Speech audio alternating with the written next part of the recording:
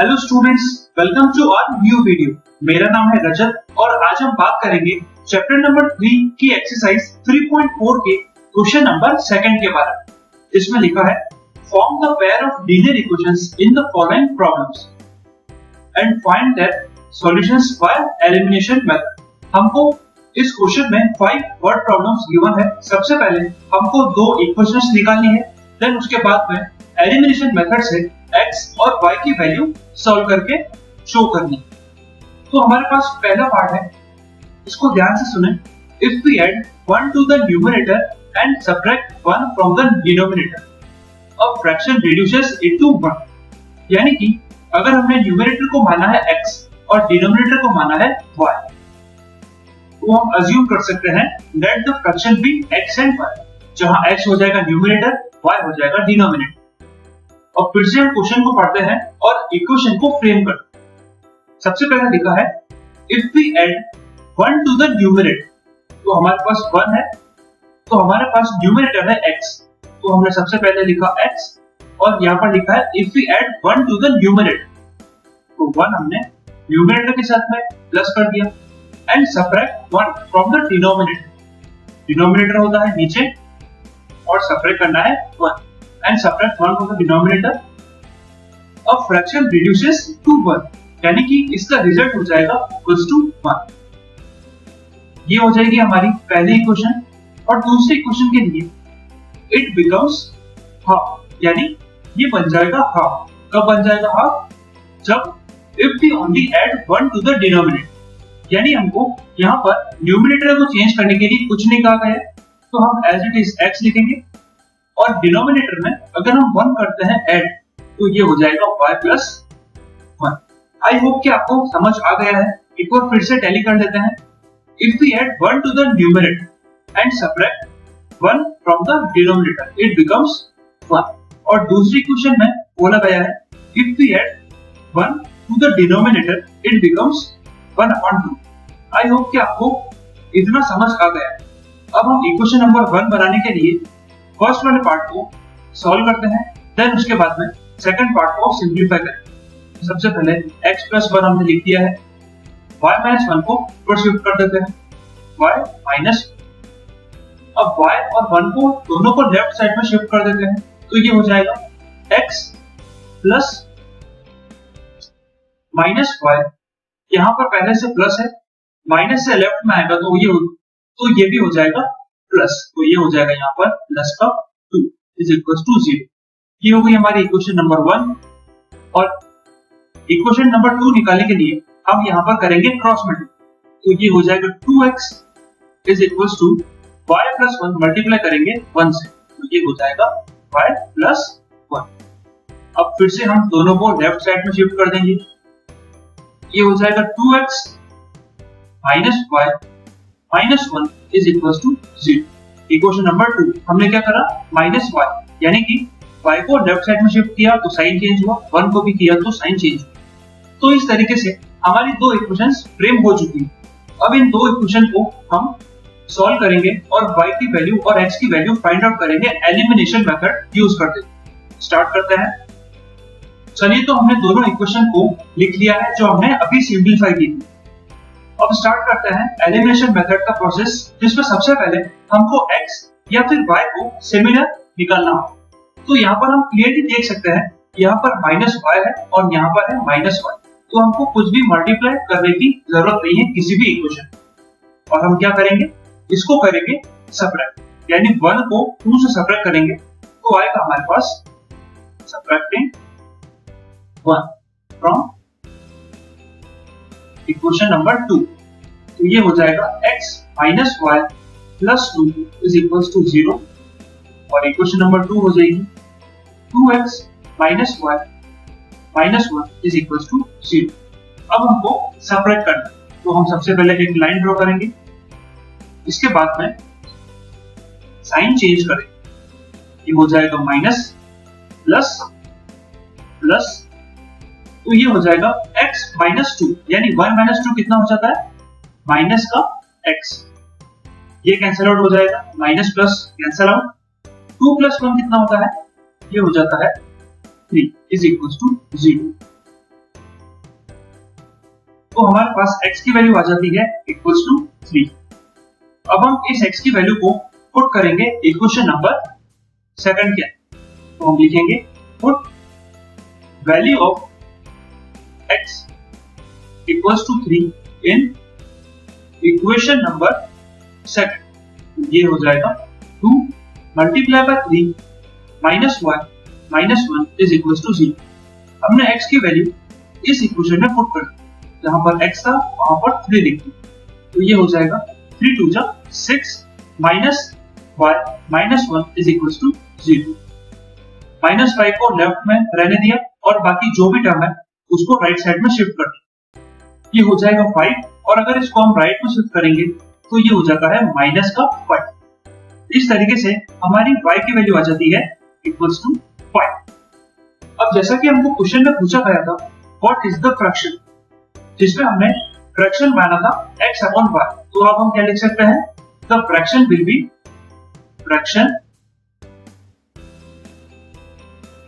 B क्या हो जाएगा 3 अपॉन 5। इस तरीके से हमारा पहला पार्ट यही कंप्लीट होता है। अब हम बात करते हैं पार्ट नंबर सेकंड, जिसमें लिखा है 5 years ago Noori was thrice as old as Sonu, यानी 5 साल पहले नूरी 3 टाइम्स बड़ी थी सोनू से। फिर लिखा है 10 years later, यानी 10 साल बाद नूरी will be twice as old as Sonu, नूरी 2 गुना हो जाएगी सोनू से। How old are Noori and Sonu, हमको यहाँ पर नूरी और सोनू की प्रेजेंट एज फाइंड आउट करनी है। तो अब हमको पता है ऐसी प्रॉब्लम सॉल्व करने के लिए जो भी हमको फाइंड आउट करना होता है उसको हम x या फिर y पुट कर देते हैं। तो हम अज्यूम करते हैं let present age of Noori and Sonu be x and y। Noori को हमने x माना है, सोनू को हमने y माना है। अब हम इस क्वेश्चन को 2 पार्ट्स में डिवाइड करके सॉल्व करेंगे। सबसे पहली इक्वेशन बनेगी 5 years ago वाले से और दूसरी इक्वेशन बनेगी 10 years later से।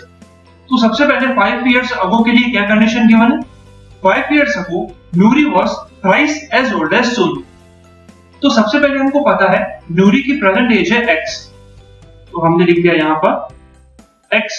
अब ये 5 years पहले की बात कर, तो प्रेजेंट एज से -5 कर देंगे।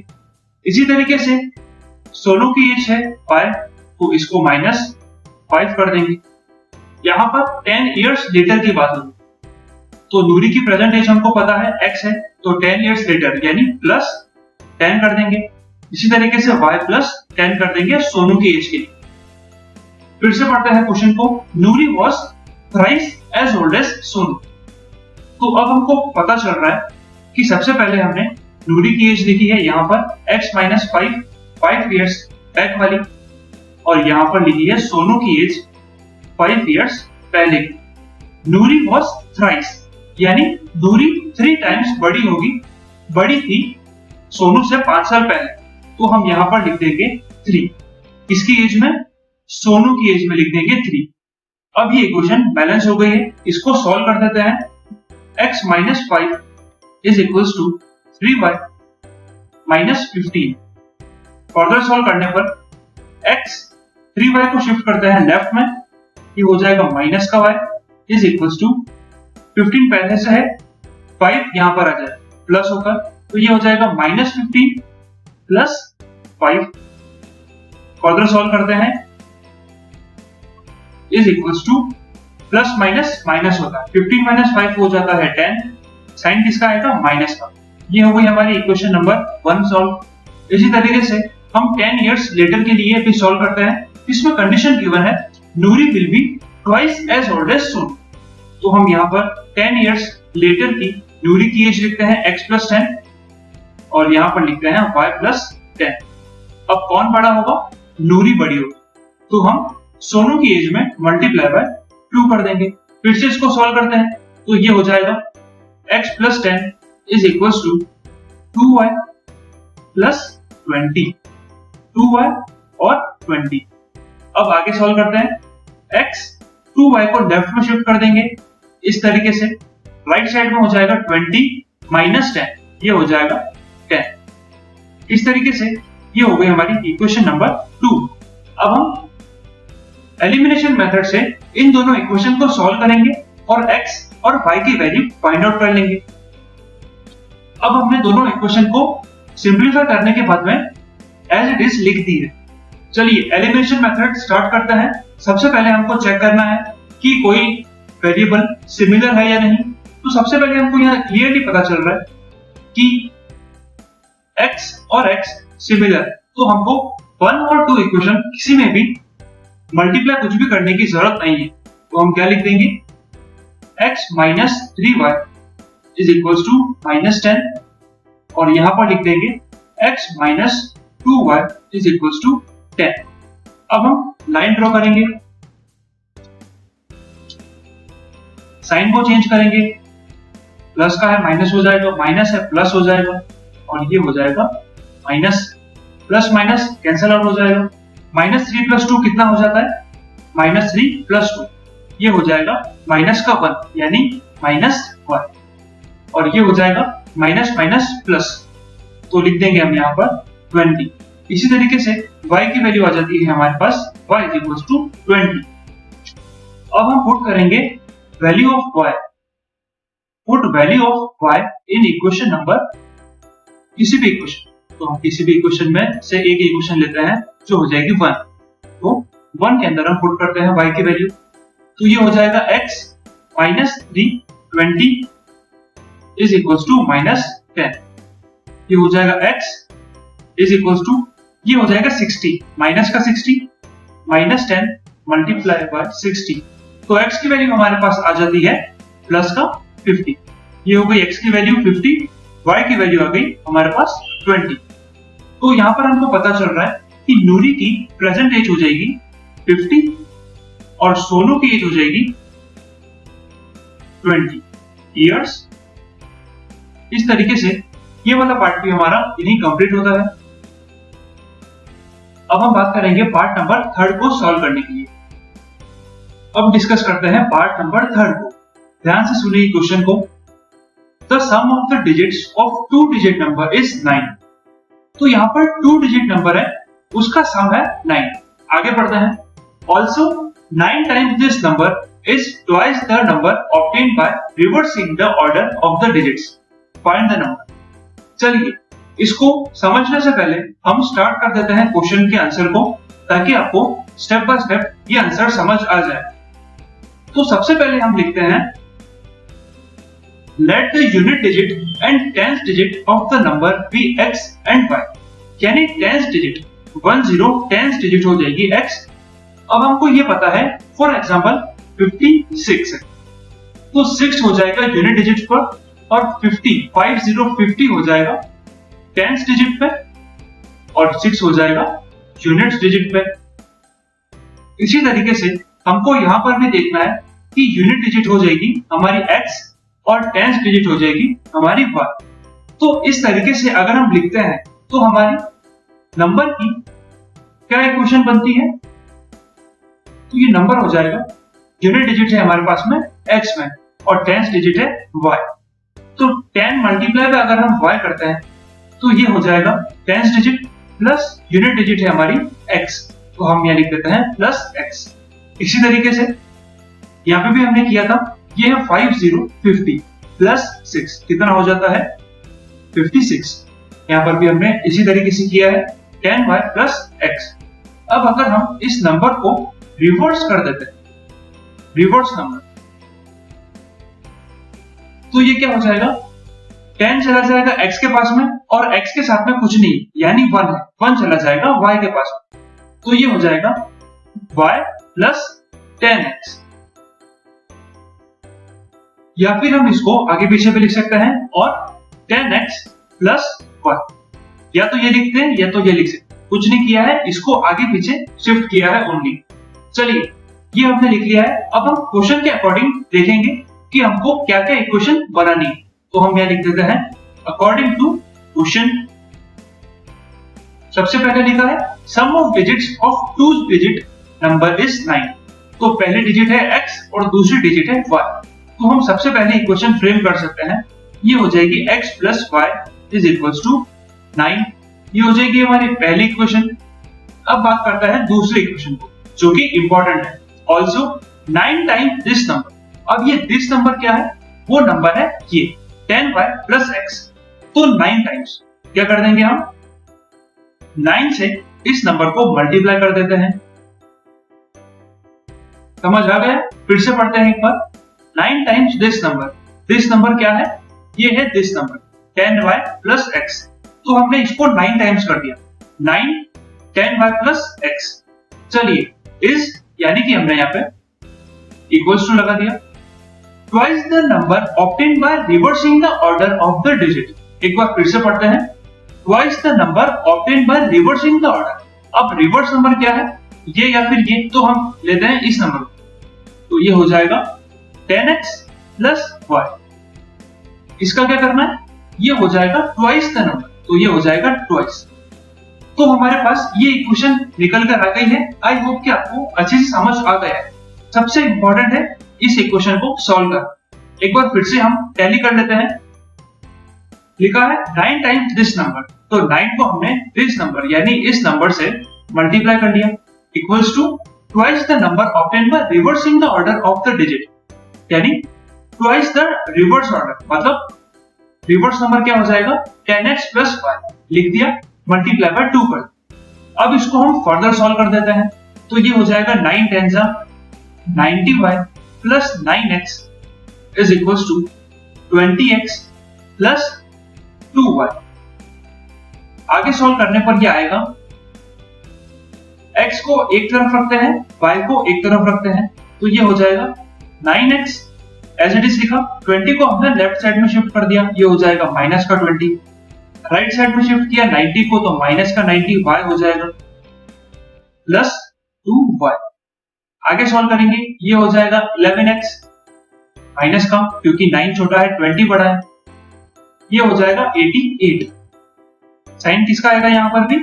माइनस का, क्योंकि 90 बड़ा। तो अब हम इसको कैसे लिख सकते हैं? माइनस 11x ये आ जाएगा left side plus 88y is equals to 0। इस तरीके से हमारी इक्वेशन नंबर 2 भी रेडी हो चुकी है। अब हम सॉल्व कर देते हैं इसको एलिमिनेशन मेथड यूज करते हुए। इसमें पहली ये वाली इक्वेशन हो जाएगी और दूसरी इक्वेशन हो जाएगी ये वाली। हम सेपरेटली इन दोनों इक्वेशन को लिख देते हैं इस तरीके से। अब हमको पता चल रहा है कि यहाँ पर 11 है और 88 है। इसको थोड़ा सा और सिंप्लीफाई कर लेते हैं 11 से डिवाइड करते हुए पूरी इक्वेशन को। तो अगर इसको 11 से डिवाइड करते हैं तो ये हो जाएगा माइनस का x, और इसको करते हैं तो ये हो जाएगा प्लस का 8, यानी 11 8 जा 88। y is equals to 0। 0 upon 11 0 ही होगा। इस पूरी इक्वेशन को अब हम माइनस से मल्टीप्लाई कर देते हैं, तो ये हो जाएगा x minus y is equals to 0। अब हम मानते हैं इसको इक्वेशन नंबर 2। तो यहाँ पर भी x है और यहाँ भी x है। हमको यहाँ पर 1 और 2 इक्वेशन किसी में भी मल्टीप्लाई करने की कोई जरूरत नहीं है। तो अब हम क्या करेंगे? सबट्रैक्ट करेंगे इक्वेशन 1 को इक्वेशन 2 से। लिखते हैं equation number 1 x plus y is equals to 9, और यहां पर हो जाएगा x minus 8y is equals to 0। एक लाइन ड्रॉ कर देते हैं और साइन को चेंज करेंगे। माइनस हो जाएगा ये हो जाएगा plus 0 as it is. Plus minus cancel out हो जाएगा। y प्लस 8 कितना हो जाएगा? 9y is equals to 9 as it is shift कर देंगे नीचे, तो y की वैल्यू हो जाएगी 1। 9 से 9 कैंसिल हो जाएगा। हमारे पास y की वैल्यू आ चुकी है। अब हम इस y की वैल्यू को put value of y in equation number 1 में पुट करेंगे, तो ये हो जाएगा x plus 1 is equals to 9। अब इसको हम आगे सॉल्व करते हैं, तो ये हो जाएगा x इक्वल्स टू 1 चला जाएगा राइट साइड में, तो ये हो जाएगा 9 माइनस 1 इक्वल्स टू 8। तो x की वैल्यू आ गई हमारे पास 8। तो इस तरीके से हमारे पास x की वैल्यू और y की वैल्यू आ गई है।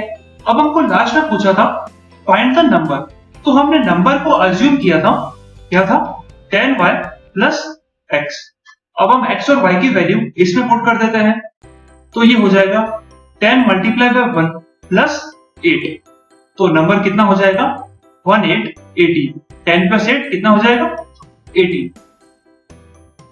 तो इस तरीके से हमारा नंबर आ जाता है 18 और ये पार्ट यही कंप्लीट होता है।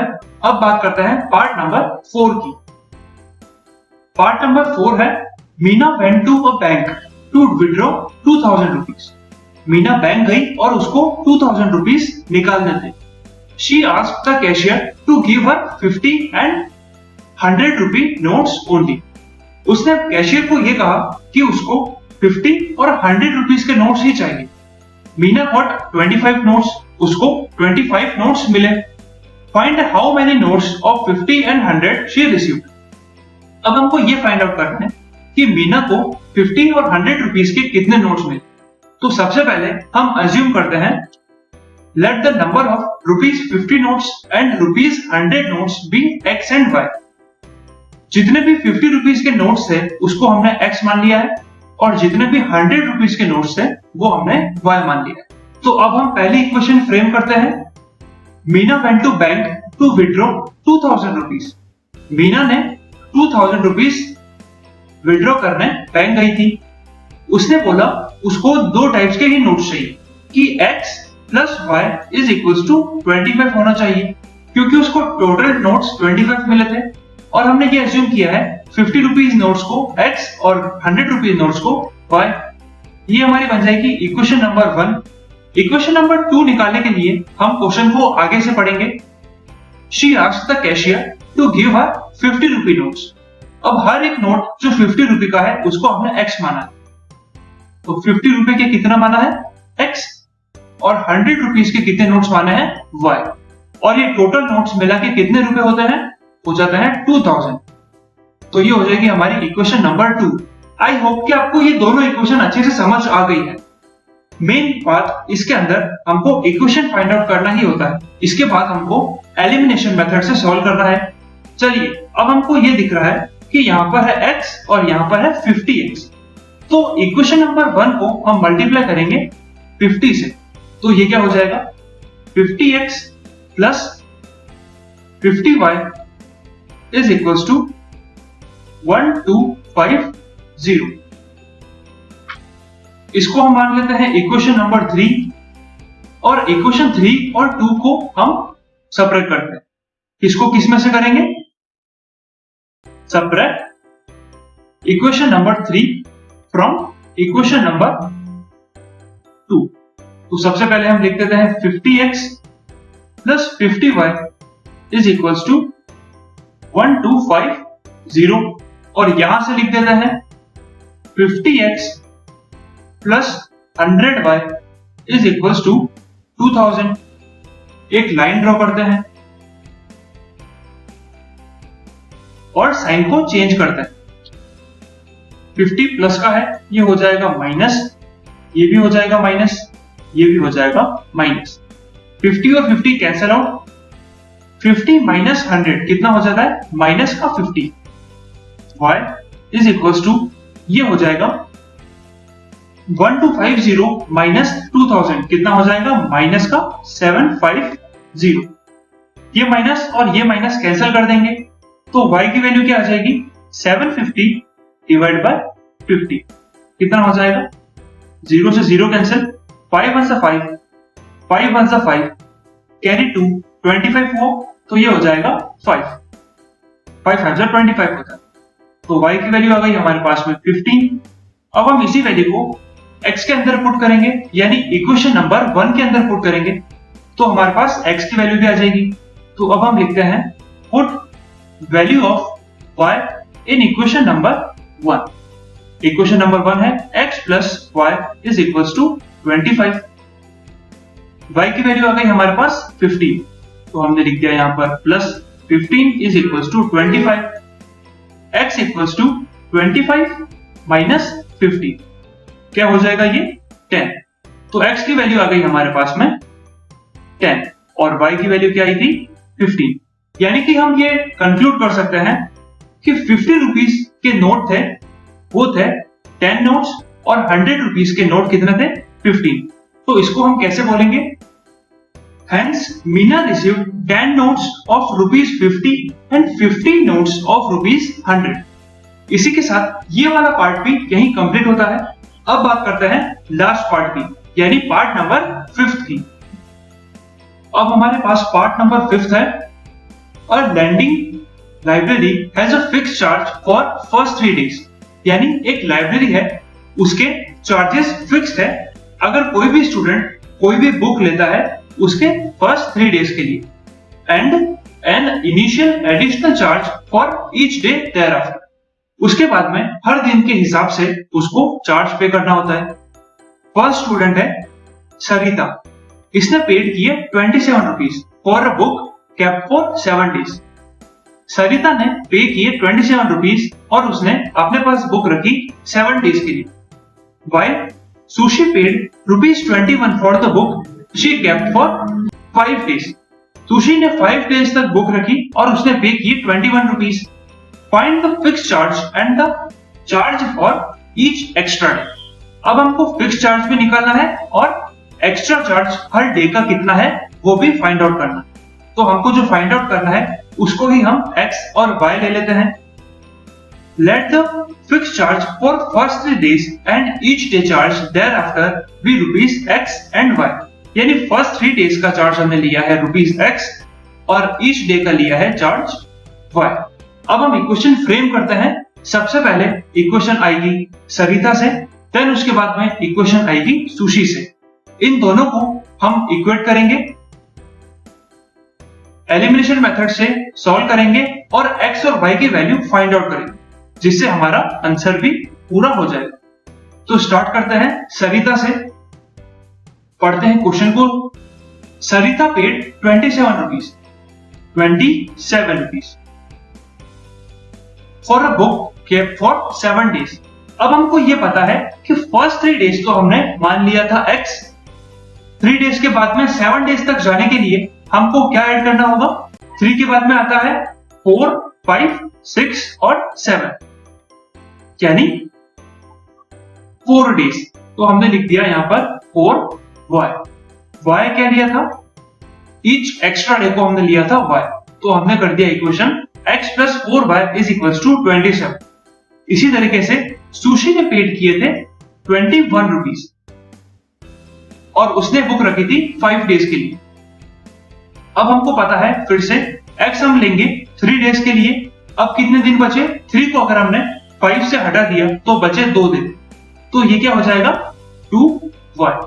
इस तरीके से ये हमारी इक्वेशन नंबर 1 हो जाएगी, ये हो जाएगी इक्वेशन नंबर 2। अब हम इस इक्वेशन को सबट्रैक्ट करेंगे, तो यहां पर लिखते हैं subtract equation number 1 from equation number 2। तो अब हम यहां पर एक लाइन ड्रॉ कर देते हैं और साइन को चेंज करते हैं। माइनस माइनस और माइनस, x और x कैंसिल आउट हो जाएगा। 4 - 2 कितना हो जाता है? 2y इज इक्वल्स टू 27 - 21 कितना हो जाएगा? 6। तो y की वैल्यू आ जाएगी 6/2, ये हो जाएगा 3। y की वैल्यू आ गई हमारे पास 3। अब हम पुट करेंगे, put value of y in equation number 1। इस इक्वेशन में पुट करते हैं y की वैल्यू, तो ये हो जाएगा x plus 4 into 3 is equals to 27। आगे सॉल्व करने पर यह आता है x plus 4 3 हो जाएगा 12 is equals to 27। x is equals to 27 minus 12, ये हो जाएगा 15। तो इस तरीके से हमारे पास x की भी वैल्यू आ गई 15 और y की वैल्यू क्या आ गई? 3 और 15।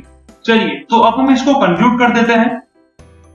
Hence, the fixed charge is ₹15, यानी जो 3 days का चार्ज था वो हो जाएगा 15 एंड चार्ज पर डे, हर एक एक्स्ट्रा दिन का चार्ज है ₹3।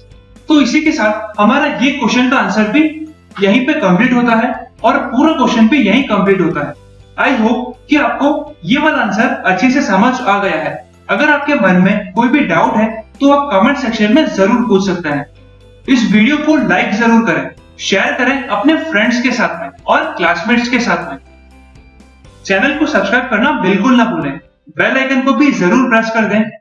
Thank you.